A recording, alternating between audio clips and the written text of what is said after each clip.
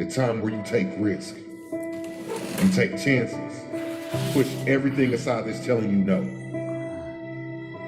You have the possibility to shape your identity, to construct and build your life into the power you can achieve. Nothing here is stopping your progress except yourself. You're the only thing that's holding you back. If you want to become successful in life, number one, you got to change your mindset. He said, you don't get in life what you want, you get in life what you are. Develop your communication skills, because once you open your mouth, you tell the world who you are. I believe that all of us are born unique, but most of us die copies. You got to find out what is it that turns you on, what resonates with you. One of the things that I realized and what allowed me to become successful as a speaker, the speaking industry has been hijacked by people who speak to sell. And it's okay to do that and make money. I speak to change lives because somebody spoke and changed my life. So this is my passion. This is my drive. This is something that I feel in my heart. And so the key to that hunger-driven life is a heart-centered life. I didn't do what I'm doing for years because of my programming, because of the culture in which I was raised in. I would see other people with degrees and PhDs and MBAs and credentials I don't have, and I convinced myself I couldn't do it. But Mr. Washington, on that day, we became friends, and he taught me not only someone's opinion of you does not have to determine your reality. He said that you have to work on yourself. You have to have an unstoppable attitude, and no excuse is acceptable. And you got to make it a priority, a non-negotiable in your life. Tuesday. And hold a constant vision of what it is you want to achieve. See it accomplished and go all out. Find a way to win in spite of the setbacks, in spite of the disappointments, in spite of your failures. I tell people when I'm giving presentations, you will fail your way to success. I have a saying, if life knocks you down, try and land on your back, because if you can look up, you can get up. Never let a situation or circumstance define your life, no matter what it may be. And understanding that you got something inside of you that's greater than that situation or that circumstance, but you have to constantly believe it, and not only believe it, you have to make decisions and choices every single day and put you a step forward toward what you believe your destiny is.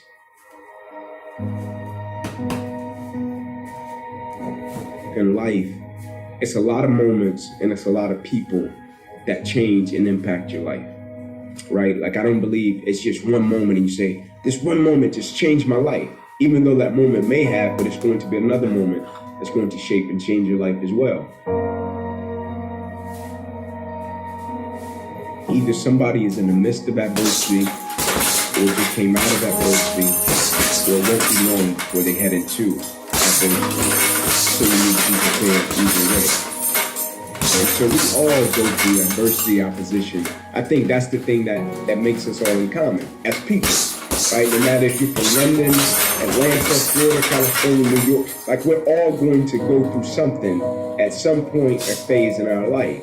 Right? And as cliche as it sounds, when the quote says, it's never about what happens to you, it's about how you respond to it. That's very true, right? But in the same sense, I think what's most important is when we go through something, what's the perspective that we have on it, right? Because for most people, when you go through something, the person's natural perspective is, okay, what did I lose? Right? What happened to me? Like, I took a loss, right? People never look at it and say, okay, man, tell me, what did you gain? Right? Even though I know it hurt, you didn't want to go through it. But look at it in a way to where you can say, what's the lesson in this? Right? What would you say life is trying to teach you from dealing with this? And so when I went through it, my perspective was, okay, what can I extract from it to apply to other areas and aspects of my life that I feel can help other people? And I firmly believe the quicker you can shift your perspective from yourself to others when you're in the midst of adversity, the quicker you'll get through. Right? Martin Luther King has a quote that says, life's most persistent and urgent question is, what are you doing to help other people? Now, I'm not telling you to not acknowledge your pain. I'm not saying that. I'm not telling you not to say, man, I'm going through this and it's hard. I'm not saying that. I'm saying when you go through it, look at it, step back from the picture and say, okay, I'm dealing with this. 9 out of 10 times, there's somebody else that's either dealt with it or they're going to deal with something similar to it. And if I deal with it in the right way, I can use it to add value to the lives of other people.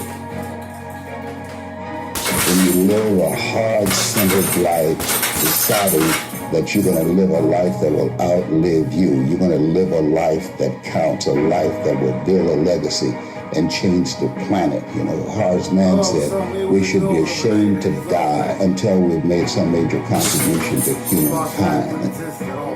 Get to know yourself. God, I believe the word taught, be ye not conformed to this world, be ye transformed by the renewing of your mind.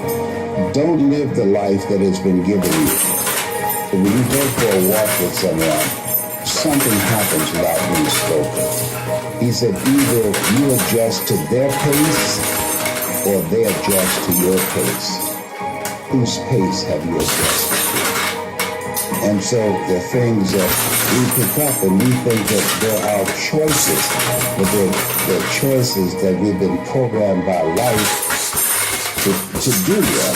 When we leave our homes in the morning, we're bombarded with over 6,000 advertising hits through Facebook, through Twitter, through Instagram, through television, through our phones and through our community, and through the computers. And so all of these things are impacting us every day. So if you don't have a program for your mind, then your mind is going to be programming. You will find yourself doing things that you did not know and that they affected you, that they, through marketing techniques and strategies, that they will create a thirst within you. You've got to have someone